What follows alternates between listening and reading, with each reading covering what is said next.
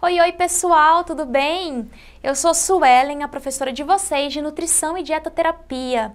A gente vai continuar falando sobre nutrição nos ciclos da vida, concluindo agora a parte da alimentação complementar. A gente pôde observar que a alimentação complementar é um momento em que a criança descobre o ambiente onde ela vai se desenvolver, o ambiente familiar dela, através até mesmo da alimentação. E essa alimentação, se ela não for adequada, pode estar propiciando algumas doenças associadas a essa alimentação. E a gente vai ter quem? A desnutrição. Então, se essa criança ela não teve uma alimentação adequada para satisfazer suas necessidades, se ela saiu do peito muito cedo, se a mãe não conseguiu amamentar até os 2 anos que é preconizado, essa criança ela pode desenvolver uma desnutrição. Tá? E a gente vai ver o que é desnutrição e alguns tipos dessa desnutrição.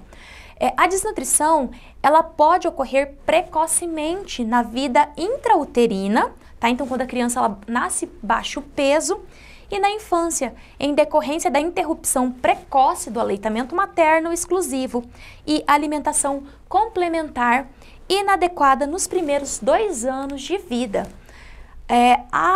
A desnutrição ela está associada muitas vezes à privação alimentar ao longo de vida e à ocorrência de repetidos episódios de doenças infecciosas diarreicas e respiratórias. Então a gente vai ver uma criança muito fragilizada.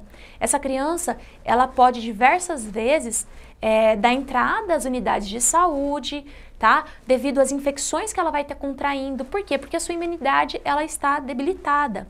Então, a imunidade da criança ela é baixa. Por quê? Porque a reserva de proteína dessa criança ela é baixa. A gente sabe que a proteína está relacionada com a imunidade. A gente vai ter 2 tipos de desnutrição e a gente vai falar mais sobre elas ao longo da apresentação. O déficit estrutural é o melhor indicador de influências ambientais negativas sobre a saúde da criança. Quando a gente realiza a avaliação nutricional dessa criança e a gente verifica alguns dados antropométricos, ou seja, peso, altura, perímetro cefálico, a gente pode estar verificando o desenvolvimento dessa criança. Se a estatura dela é uma estatura que não está adequada para a idade, isso significa que essa criança ela está passando por uma privação de nutrientes, tá? Então a gente tem que buscar, conversar com a mãe da criança, verificar onde está o problema, conscientizar essa mãe e buscar uma solução para aquela situação. A gente não pode deixar, assim como um paciente hospitalizado, esse indivíduo desnutrir, porque é um indivíduo que ele vai ter um risco de óbito muito maior.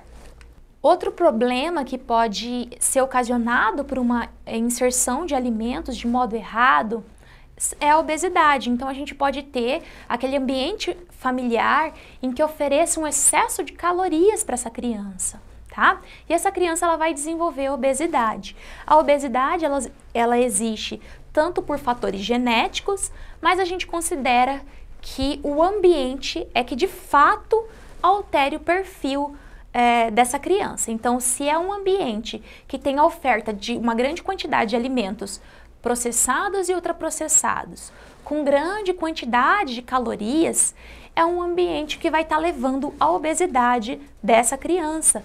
E a obesidade, ela vem com diversos prejuízos para a saúde dessa criança, tá? Então, a obesidade infantil ela pode gerar consequências a curto prazo e longo também.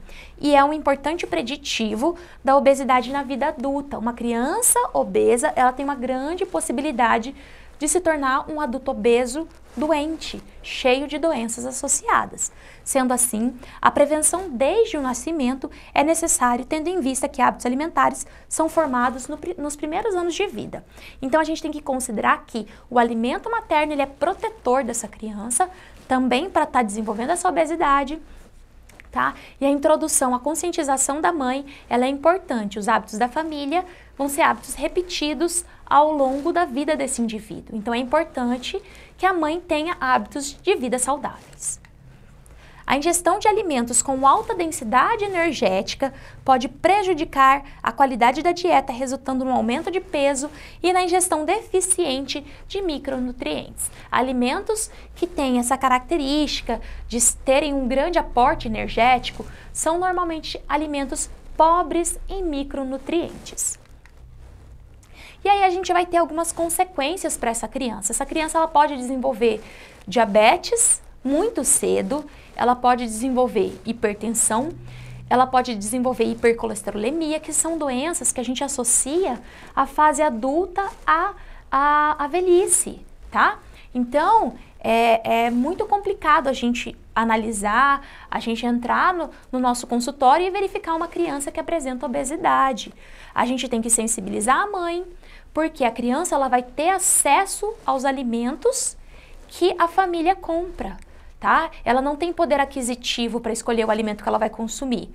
Então, a mãe ela tem que estar muito consciente de que ela tem essa responsabilidade do fornecimento de alimentos que vão suprir seu filho, mas não de uma maneira excedente, tá? Então, são alimentos de uma boa qualidade.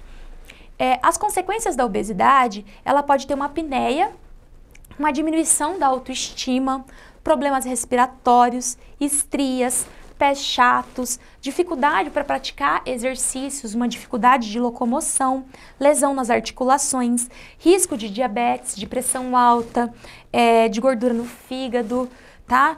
Desvios da coluna, problemas cardíacos, aumento dos níveis de colesterol e triglicerídeos. E a gente também pode ter uma deficiência de nutrientes decorrentes dessa alimentação complementar.